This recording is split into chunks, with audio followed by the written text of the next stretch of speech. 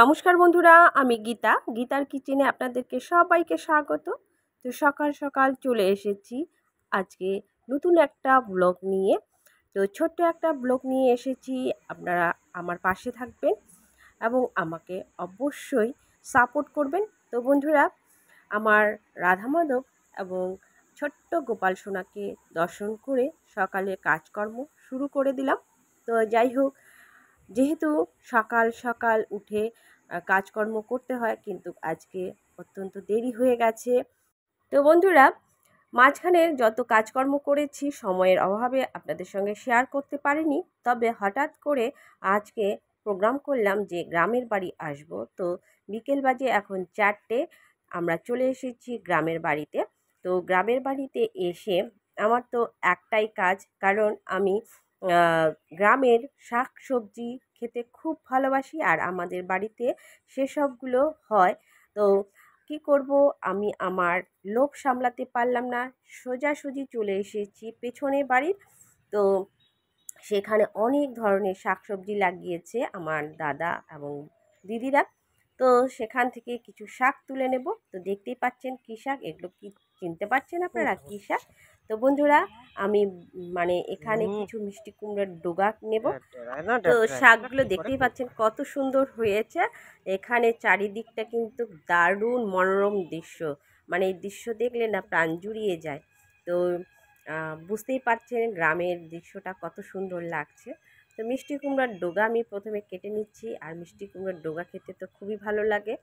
তো আপনারা হয়তো এতদিনে বুঝেই গেছেন যে আমরা বেশিরভাগ ক্ষেত্রে শাক পছন্দ করি, আর নিরামিষ হয় আমাদের বাড়িতে।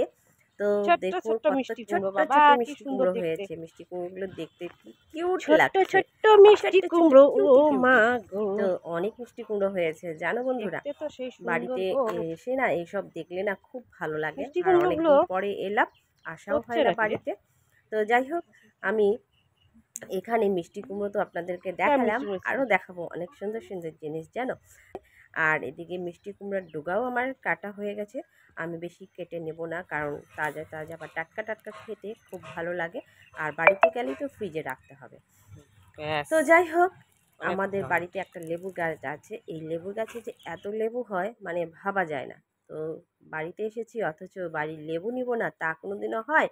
সেই জন্য গাছ থেকে টাটকা টাটকা কিছু লেবুও নিয়ে নেব। তো অনেক কটা লেবু নিয়েছি। তো ভাবলাম লেবুগুলো মনে হয় এখনও ছোট আছে, কিন্তু না, লেবু এখন ছোট নয়, লেবুগুলো বেশ একটা বাড়তি হয়েছে এবং নাকি রসও হয়েছে। তো আমি এখানে শাক তুলে নিয়েছি, পাট শাক, তারপরে মিষ্টি কুমড়ার ডোগা, এদিকে নিয়ে নিলাম লেবু, আরও কিছু কিছু শাক নেব। চলে যাচ্ছি দেখো কোথায়। তো এটা হচ্ছে যে আমাকে শাকগুলো কেটে দিল, সে হচ্ছে আমার সম্বন্ধে ভাগ্নি হয়, তাদের বাড়িতে খাওয়া গেল। এবার তাদের বাড়িতে এসে গেছি, সুন্দর লাগছে সবজি খাওয়া দিয়ে। ছোট দেখি দে, বড় দরকার নেই, অত বড় দরকার নেই, ছোটটা দে। কাঠলের সবজি খাইব, কাঠলের সবজি। হ্যাঁ দে, ছোট দেখিয়ে দে। কত কাঠল,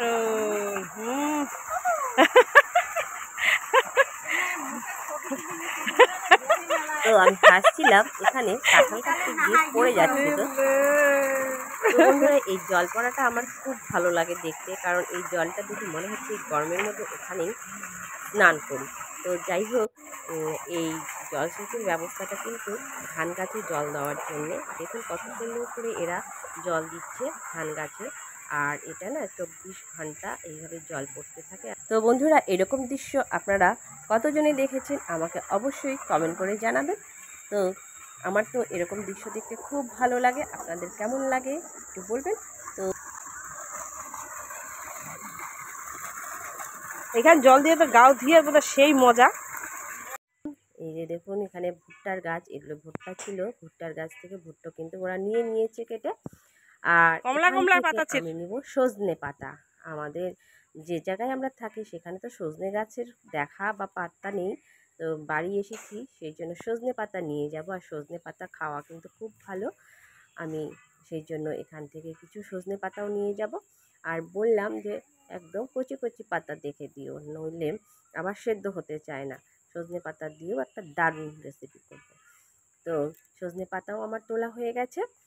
আর আরেকটা জিনিস আপনাদের সঙ্গে শেয়ার করছি, এখন বাজে বিকেল 5:30। আকাশে দেখুন সূর্য একদম ডুবো ডুবো অবস্থা, আর কিছুক্ষণের মধ্যে সন্ধ্যা হয়ে যাবে। তো দেখুন কত সুন্দর লাগছে, সূর্যটা লাল একদম হয়ে গেছে তো এখন তার মানে ডোবার সময় এসে গেছে। তো এদিকে ফেরার পথে বাড়ির গাছে আম ছিল, সেই আমের লোভ সামলাতে পারলাম না, কিছু কাঁচা আম আমাকে পেড়ে দিচ্ছে, সেই কাঁচা আমও আমি নেব।